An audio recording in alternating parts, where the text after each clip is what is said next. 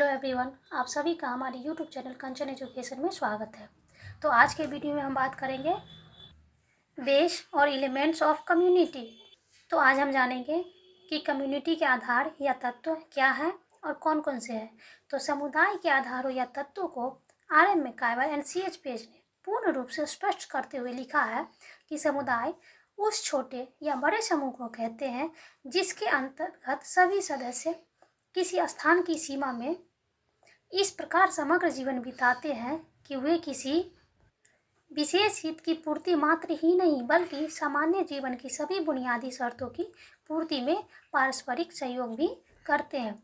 यानी कि समुदाय का आधार या तत्व को मैकइवर और पेज ने जो है वो पूर्ण रूप से स्पष्ट किया है और माना है कि समुदाय उस छोटे या बड़े समूह को कहा जाता है जिसके सदस्य किसी स्थान की सीमा में इस प्रकार संपूर्ण रूप से जीवन व्यतीत करते हैं या बिताते हैं कि वे किसी विशेष हित की पूर्ति मात्र ही नहीं करते बल्कि सामान्य जीवन की सभी बुनियादी शर्तों की पूर्ति में भी अपना सहयोग प्रस्तुत करते हैं। इस क्रम में इन परिभाषाओं के आधार पर समुदाय के 4 आधारों या तत्वों पर प्रकाश डाला गया है जो विशेष महत्वपूर्ण व निम्नलिखित है। फर्स्ट पॉइंट है व्यक्तियों का समूह, सेकेंड है निश्चित भौगोलिक क्षेत्र, थर्ड पॉइंट है सामुदायिक भावना एवं फोर्थ पॉइंट है संपूर्ण जीवन, जिसकी चर्चा हम आगे विस्तार से करेंगे और जानेंगे कि समुदाय के आधार या तत्व क्या है। तो फर्स्ट पॉइंट है व्यक्तियों का समूह। समुदाय के निर्माण का पहला आधार व्यक्तियों का समूह है। व्यक्तियों के अभाव में समुदाय की कल्पना नहीं की जा सकती है। इस क्रम में समुदाय इतना बड़ा हो कि उसके सदस्यों के हितों की पूर्ति पारस्परिक सहयोग के आधार पर हो जाए। यह छोटा भी हो सकता है और बड़ा भी। यानी कि समुदाय के निर्माण का पहला आधार व्यक्तियों के समूह को माना गया है, क्योंकि व्यक्तियों के अभाव में समुदाय की कल्पना की ही नहीं जा सकती है। व्यक्ति के बिना कोई भी समुदाय बन ही नहीं सकता है।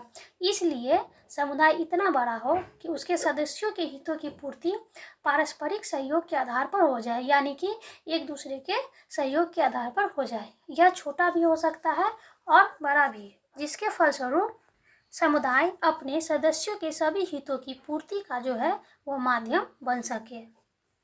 सेकेंड पॉइंट है निश्चित भौगोलिक क्षेत्र। समुदाय के निर्माण का दूसरा आधार निश्चित भौगोलिक क्षेत्र है।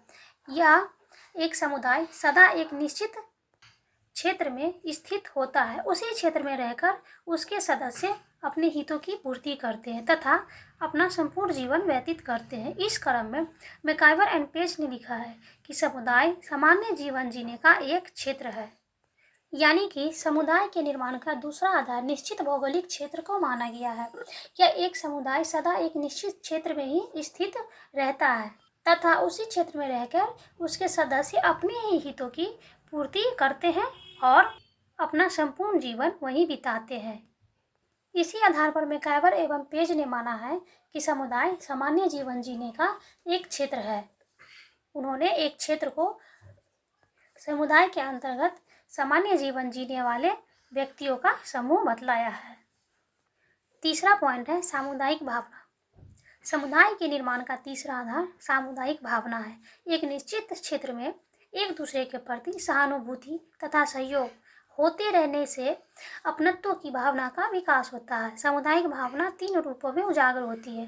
पहला हम की भावना, दूसरा दायित्व की भावना तथा तीसरा निर्भरता की भावना। यानी कि कहा जा सकता है समुदाय के निर्माण का तीसरा आधार सामुदायिक भावना है। यह एक मनोवैज्ञानिक तत्व है।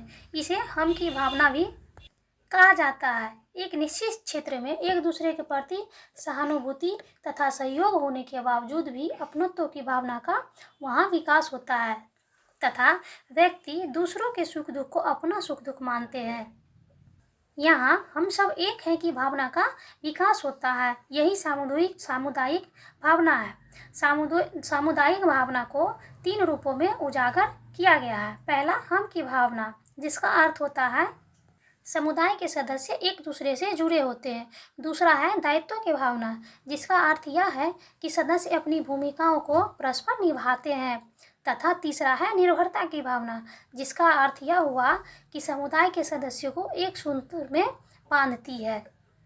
तो ये थी समुदाय के आधार निर्माण के आधार का तीसरा आधार, सामुदायिक भावना। फोर्थ पॉइंट है संपूर्ण जीवन। समुदाय में ही व्यक्ति की सभी आवश्यकताओं, सामाजिक, आर्थिक, राजनीतिक, धार्मिक आदि की पूर्ति होती है। इस दृष्टि से यह एक ऐसा क्षेत्र है जहाँ व्यक्ति किसी एक हित की पूर्ति के लिए नहीं बल्कि संपूर्ण हितों की पूर्ति के लिए रहता है। इसी कड़ी में मैकाइवर एंड पेज ने लिखा है कि अतः समुदाय की आधारभूत कसौटी यह है कि मनुष्य के समस्त सामाजिक संबंध उसके अंदर ही मिल जाए, यानी कि समुदाय के अंतर्गत व्यक्ति का संपूर्ण जीवन व्यतीत किया जा सके। यह इसका चौथा महत्वपूर्ण आधार या तत्व माना गया है, क्योंकि समुदाय में ही व्यक्ति की सभी आवश्यकताएं जैसे कि सामाजिक, आर्थिक, राजनीतिक, धार्मिक इत्यादि की जो पूर्ति होती है वह इस दृष्टि से यह एक ऐसा क्षेत्र है जहाँ व्यक्ति किसी एक हित की पूर्ति के लिए नहीं बल्कि संपूर्ण हितों की पूर्ति के लिए रहता है। इसलिए मैकाइवर एवं पेज ने माना है कि समुदाय की आधारभूत कसौटी यह है कि मनुष्य के समस्त सामाजिक संबंध उसके अंदर ही मिल जाए। इस प्रकार मैकाइवर एंड पेज ने समुदाय के चार आधारों, व्यक्तियों का समूह, निश्चित भौगोलिक क्षेत्र, सामुदायिक भावना और संपूर्ण जीवन को महत्वपूर्ण माना है। इन आधारों या तत्वों का समुदाय के संदर्भ में एक विशेष महत्व माना गया है। तो आज का हमारा टॉपिक था समुदाय के आधार या तत्व, जिसके अंतर्गत हमने 4 पॉइंटों को विस्तार पूर्वक बताने का प्रयास किए हैं और जाने हैं कि समुदाय का आधार या तत्व क्या है और यह किन किन रूपों में उजागर होती है।